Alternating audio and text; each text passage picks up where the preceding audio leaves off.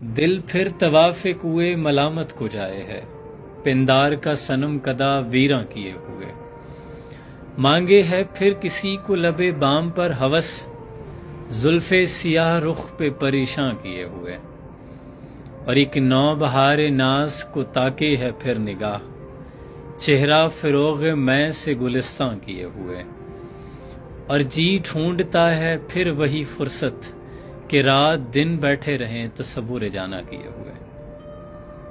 اگلا شعر بھی ادھورا ہے۔ ہاں وہ نہیں خدا پرست جاؤ وہ بے وفا سے ہی، جس کو ہو دین و دل عزیز اس کی گلی میں جائے کیوں۔ ہیں اور بھی دنیا میں سخنور بہت اچھے، کہتے ہیں کہ غالب کا ہے انداز بیاں، اور پوچھتے ہیں وہ کہ غالب کون ہے، کوئی بتلائے کہ ہم بتلائیں کیا۔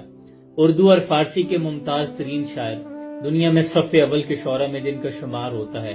اردو اور فارسی کی مکتوب نگاری میں جدید روش کو تخلیق دینے والے مرزا اسداللہ خان غالب 27 دسمبر 1797 کالا محل آگرہ ریاست بھرت پور میں پیدا ہوئے۔ مرزا اسداللہ خان غالب کی مشہور تصانیف میں اردو معلی، آئین اکبری، آثار سنادید اور نوادرات غالب شامل ہیں۔ یہ بات تسلیم اور تحقیق شدہ ہے کہ 18ویں صدی میر تقی میر کی، 19ویں صدی مرزا غالب کی اور 20ویں صدی علامہ اقبال کی ہے۔ غالب لکھتے ہیں کہ کوئی امید بھر نہیں آتی، کوئی صورت نظر نہیں آتی، موت کا ایک دن معین ہے، نیند کیوں رات بھر نہیں آتی، اور ہے کچھ ایسی ہی بات جو چپ ہوں، ورنہ کیا بات کر نہیں آتی، اور ہم وہاں ہیں جہاں سے ہم کو بھی کچھ ہماری خبر نہیں آتی، اور کعبے کس منہ سے جاؤ گے غالب، شرم تم کو مگر نہیں آتی۔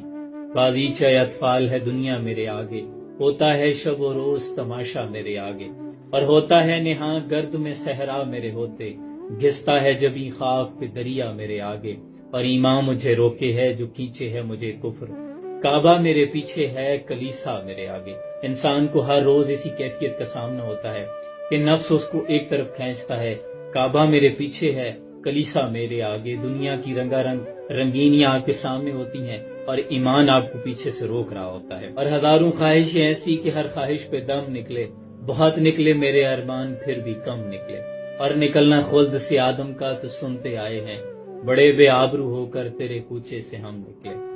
اور غالب خستہ کے بغیر کون سے کام بند ہیں، روئیے زار زار کیا کیجیے ہائے ہائے کیوں۔ اور یہ غالب کا اپنا شعر بھی ہے اور میری رائے بھی ہے کہ یہ مسائل تصوف، یہ تیرا بیان غالب، تجھے ہم ولی سمجھتے جو نہ بادہ خار ہوتا۔